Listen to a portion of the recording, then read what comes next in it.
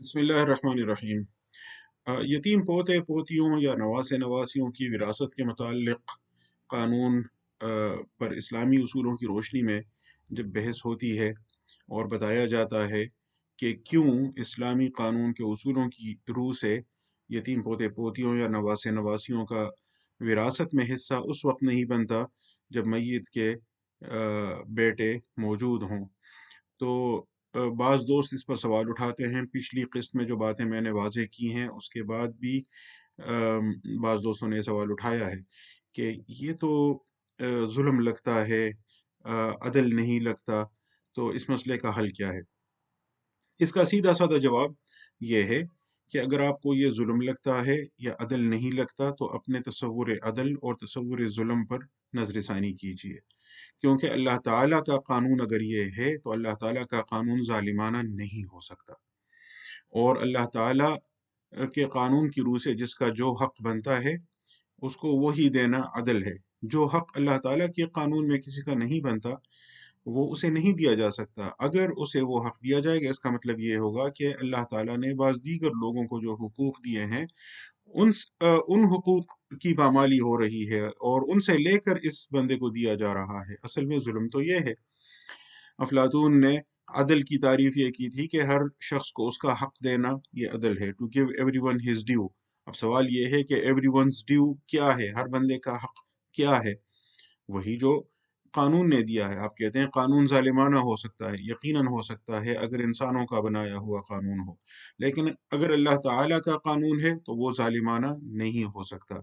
अल्लाह ताला के कानून की रूह से, शरीयत की रूह से जब मालूम हुआ कि फलां का हक है और फलां का नहीं है, तो जिसका हक है उसे देना अदल होगा और जिसका हक नहीं है उसे देना जुल्म होगा। ये बुनियादी बात याद रखिए कि जुल्म और अदल का कोई कानून से बाहर तसव्वुर नहीं है कि आपके पास कोई अलग से मेयार मौजूद है जिस पर आप शरीयत को अब नापेंगे, जांचेंगे, तोलेंगे, मालूम करेंगे कि शरीयत का यह हुक्म जालिमाना है या आदिलाना है। अदल का तसव्वुर शरीयत से ही लिया जाएगा। शरीयत ने जो कहा वही अदल है, जो शरीयत ने नहीं दिया वो अदल नहीं है। इसके बाद शरीयत ने अदल का जो तसव्वुर दिया है, उसके उसूल कुछ मैंने पिछली किस्त में भी वाज़ेह किए थे, कुछ आज मज़ीद भी वाज़ेह करूँगा और कुछ शायद एक तीसरी किस्त भी देनी पड़े तो उनसे पूरी तस्वीर वाज़ेह हो जाएगी। लेकिन पहले ये उसूली बात याद रखनी चाहिए कि शरीयत हर चीज़ के लिए मेयार है। शरीयत से बाहर शरीयत को नापने, जाँचने, तोलने के लिए कोई मेयार नहीं है। यानी आप ये नहीं कर सकते कि आपके पास अदल का कोई अपना मेयार हो और उस पर आप जांच कर शरीयत को तोल कर नाप कर देखें कि ये उस मेयार पर शरीयत का हुक्म पूरा उतरता है या नहीं उतरता। शरीयत ही मेयार है। अदल का भी जुल्म का भी यहाँ से आपको मालूम होगा कि क्या चीज़ अदल है और क्या अदल नहीं है। उसूली बात की तसरीह के बाद अब आगे आइए इस बात पर कि लोगों के जहन में असल में ये उलझन पाई जाती है कि अगर यतीम पोते पोतियों, नवासे नवासियों को विरासत में हिस्सा ना मिले तो मोहताजों का, यतीमों का फिर क्या होगा? जैसे मैंने पिछली दफ़ा भी अर्ज़ किया था, लोगों का ख्याल ये है कि यतीमी के साथ मिस्कीनी जुड़ी हुई है। ये कोई ज़रूरी नहीं है। और लोगों के ज़हन में यतीम से एक नाबालिग बच्चे का तसव्वुर आता है जो बिल्कुल बेकस हो, लाचार हो, मजबूर हो, जिसके रिश्तेदार उसका हक हड़प कर रहे हों। तो ये भी गलत है, ये भी ज़रूरी नहीं है। लेकिन बुनियादी बात ये है कि यतीमों की हिफाजत के लिए, उनके हुकूक के तहफ़्फ़ुज़ के लिए शरीयत ने पूरा अलग से बंदोबस्त दिया हुआ है। उस बंदोबस्त पर अमल क्यों नहीं करते? अजीब बात है कि जो शरीयत ने निज़ाम दिया है पूरा तफ़सीली, यतीमों, मिस्कीनों, लाचारों की हिफाजत के लिए, उनके हुकूक के तहफ़्फ़ुज़ के लिए, उस पर तो अमल करना नहीं है। और जहाँ शरीयत ने यतीम पोते या पोती या नवासे या नवासी के लिए हक़ नहीं रखा, वहाँ लाज़िमन उसे हक़ देना है। भई विरासत के ज़रिए आप उसकी मिस्कीनी क्यों दूर कर रहे हैं? उसकी मिस्कीनी दूर करने के लिए या उसकी यतीमी में उसके तहफ़्फ़ुज़ के लिए शरीयत ने अलग से पूरा बंदोबस्त दिया हुआ है ना, उस पर अमल करें। बाकी बातें एक तरफ, शरीयत ने नफ़क़ा اور خرچہ اخراجات کے لیے رشتہ داروں کی ایک پوری ترتیب رکھی ہوئی ہے کہ بچے کا باپ نہ ہو تو اس کی کفالت کی ذمہ داری پھر کس پر آتی ہے، وہ نہ ہو تو پھر کس پر آتی ہے، وہ نہ ہو، یہاں تک کہ اگر کوئی نہ ہو تو پھر ریاست حکومت پر ذمہ داری عائد ہوتی ہے۔ رسول اللہ صلی اللہ علیہ وسلم نے فرمایا تھا، السلطان ولی من لا ولی لہ، کہ سلطان ولی ہے اس کا جس کا کوئی ولی نہ ہو۔ انا ولی من لا ولی لہ، میں اس کا ولی ہوں جس کا ولی کوئی نہ ہو۔ یہ ذمہ داری ہے۔ اب جب یہ بات کی جاتی ہے تو بعض دوست کہتے ہیں یہ تو اخلاقی باتیں ہوئیں، قانونی حقوق نہیں ہے۔ یہ بھی ایک بڑی غلط فہمی ہے۔ ایک تو یہ کہ جو حق شریعت نے دیا ہے وہ بچے کا قانونی حق ہے، اسے محض اخلاقی اصول نہیں کہا جا سکتا۔ جن رشتہ داروں پر شریعت نے بچے کی کفالت کی ذمہ داری عائد کی ہے یہ ان کی قانونی ذمہ داری ہے۔ وہ اگر یہ ذمہ داری نہیں پوری کریں گے تو ان کو عدالت کے ذریعے مجبور کیا جا سکتا ہے کہ یہ جانا چاہیے۔ اور ضرورت اس امر کی ہے کہ بچے کے اس قانونی حق کے نفاذ میں اس کی مدد کی جائے، بجائے اس کے کہ اسے ایسا حق دیا جائے جو شریعت کی روح سے اس کا حق ہے ہی نہیں۔ پھر سوال یہ ہے کہ بچے کا جو حق شریعت نے نہیں دیا وہ تو آپ قانونی جبر مسلم فیملی لاز آرڈیننس کی دفعہ 4 کے ذریعے اس کے رشتہ داروں سے چھین کر اسے دے دیتے ہیں، لیکن جب بات شریعت کے مقرر کردہ حق کی آ جاتی ہے، جو یتیم بچے کے لیے شریعت نے حق رکھا ہے کہ رشتہ داروں پر اس کا خرچہ واجب ہے، نفقہ واجب ہے، اس کی کفالت واجب ہے، جب یہ بات کی جاتی ہے تو آپ یہ لولا لنگڑا عذر پیش کر دیتے ہیں کہ اس کے رشتہ دار تو اس کی کفالت کریں گے نہیں۔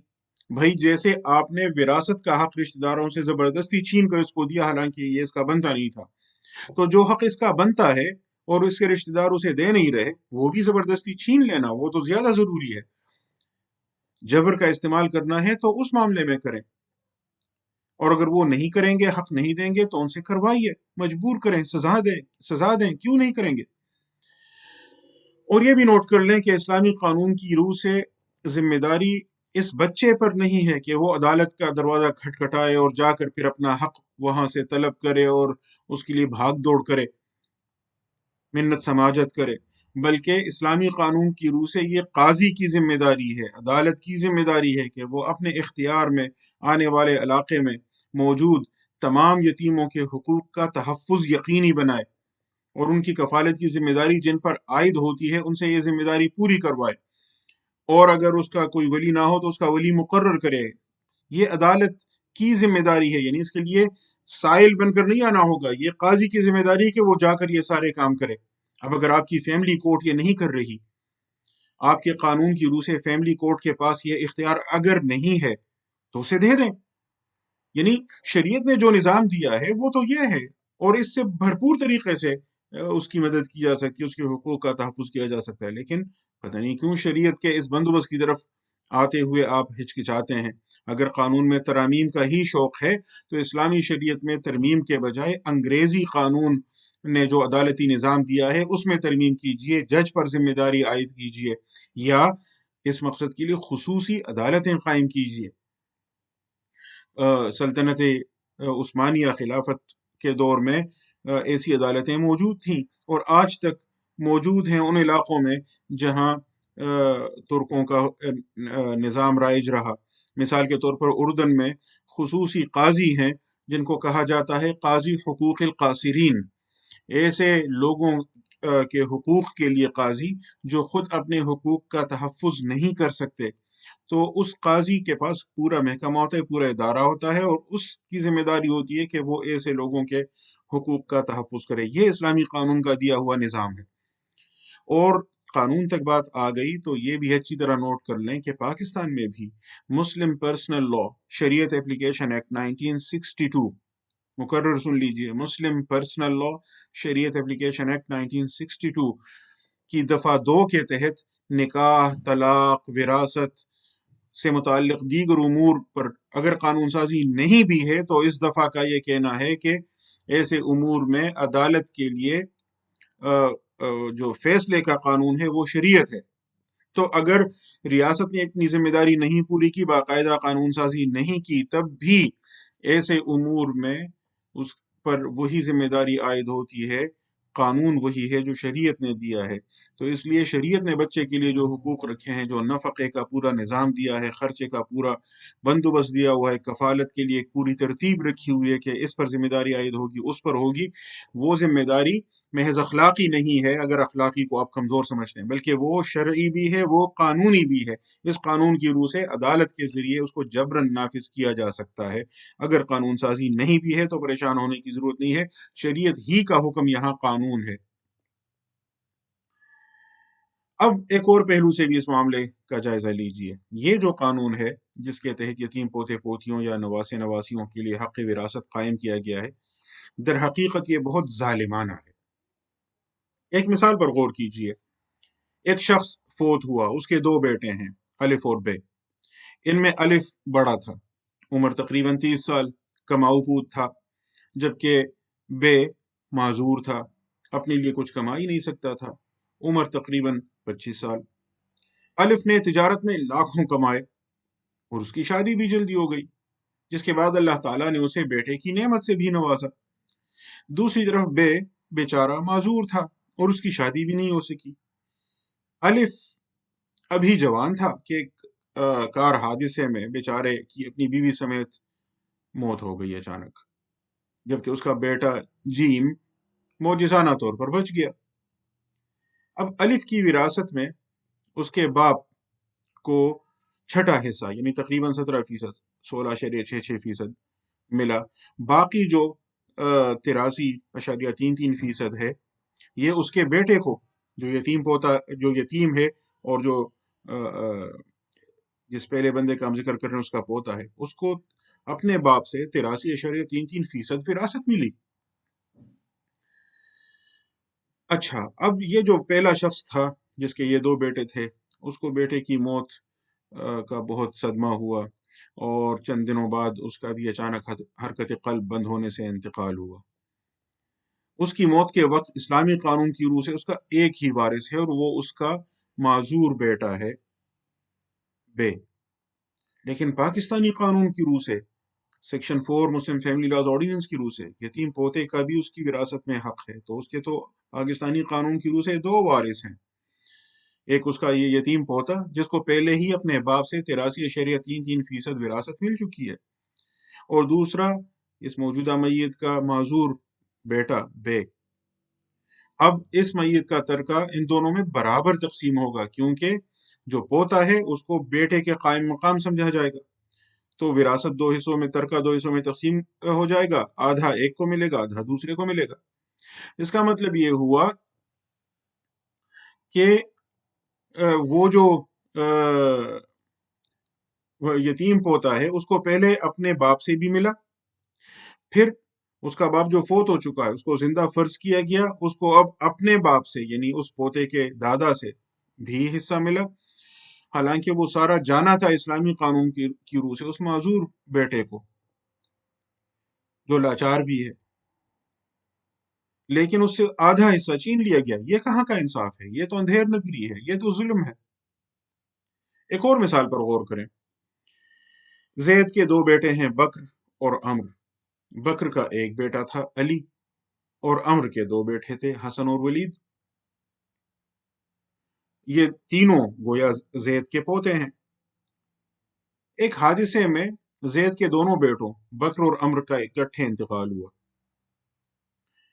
اور صدمہ زید بھی برداشت نہیں کر سکا، وہ بھی فوت ہوا. اب زید کی وراثت اسلامی قانون کی روح سے کیسے ہوگی؟ اسلامی قانون کی روح سے اس کے تین پوتے ہیں، علی، حسن اور ولید. وراثت ان تینوں میں برابر تقسیم ہو جائے گی، یعنی ایک تہائی ہر ایک کو مل جائے گا، 33.33%. لیکن جو پاکستان کا رائج الوقت قانون ہے، سیکشن 4 مسلم فیملی لاز آرڈیننس، اس کی روح سے علی کو اپنے باپ کا قائم مقام سمجھا جائے گا اور اس کو اس کے باپ کا حصہ ملے گا جو فوت ہو چکا تھا پہلے. اور یہ جو حسن اور ولید ہیں، ان دونوں کو اپنے باپ کا قائم مقام سمجھا جائے گا، تو ان دونوں کو ان کے باپ کا حصہ ملے گا اگر وہ زندہ ہوتا. بالفاظ دیگر پاکستانی قانون کی روح سے ہوگا یہ کہ زید کی وراثت کو دو حصوں میں تقسیم کر لیا جائے گا، آدھا ایک پوتے کے پاس جائے گا اور باقی آدھا دو پوتوں میں برابر تقسیم ہو جائے گا، گویا ایک پوتے کو 50% ملے گا اور باقی دو پوتوں کو 25-25%۔ یہ کہاں کا انصاف ہے؟ سوچئے تو اس طرح کی سینکڑوں مثالیں اور بھی ہو سکتی ہیں جہاں موجودہ پاکستانی قانون شدید ظلم کا باعث بن رہا ہے۔ بعض عرب ممالک نے اس مسئلے کا حل وصیت واجبہ کی صورت میں تلاش کیا ہے، اور پاکستان میں جب وفاقی شرعی عدالت میں مقدمہ چل رہا تھا تو وہاں بھی یہ بات زیر بحث آئی کہ دادا پر ایسے یتیم پوتے کے لیے وصیت واجب کر دی جائے، اور اگر وصیت وہ نہ کرے تو تب بھی قانوناً فرض کیا جائے گا کہ اس کے حق میں وصیت کی جا چکی ہے۔ کیا یہ اس مسئلے کا حل ہو سکتا ہے یا اس سے اور مسائل پیدا ہوں گے؟ اس پر انشاءاللہ ہم اگلی نشست میں گفتگو کریں گے۔